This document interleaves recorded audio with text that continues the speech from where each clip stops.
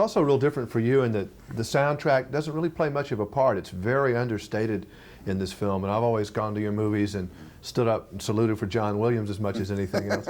And it's a very different style even of making a film for you. Not a lot of great different kinds of camera angles and things, a lot of stuff that you do, but very understated. I think John Williams would be very flattered by what you just said, because you know John and I have a bit of an operatic relationship, that our scores are rather operatic, and we haven't had a chance to be understating and subtle.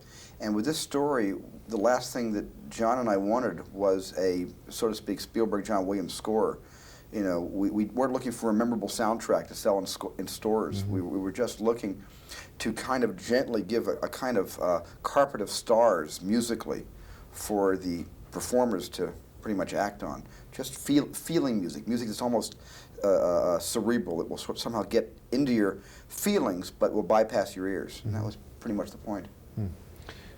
In all your movies, is there a single thread that runs through any of them necessarily?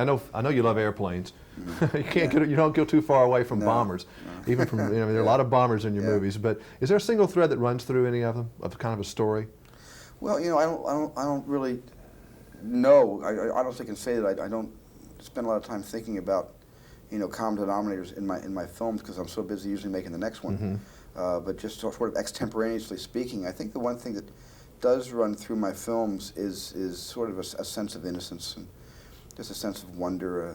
I've always wondered about things bigger than me, and I like being reduced to ant-sized proportions in relation to the cosmos or just to the universe. I like feeling that there's a lot out there and we don't know everything. Don't you like to give hope? I do, very much, yeah. Yeah, I'm not a cynical person. I mean, I think you are what you do, what you write, what movies you make, and I don't like cynicism. I can be very cynical like anybody else, but I don't like to let that get into my movies.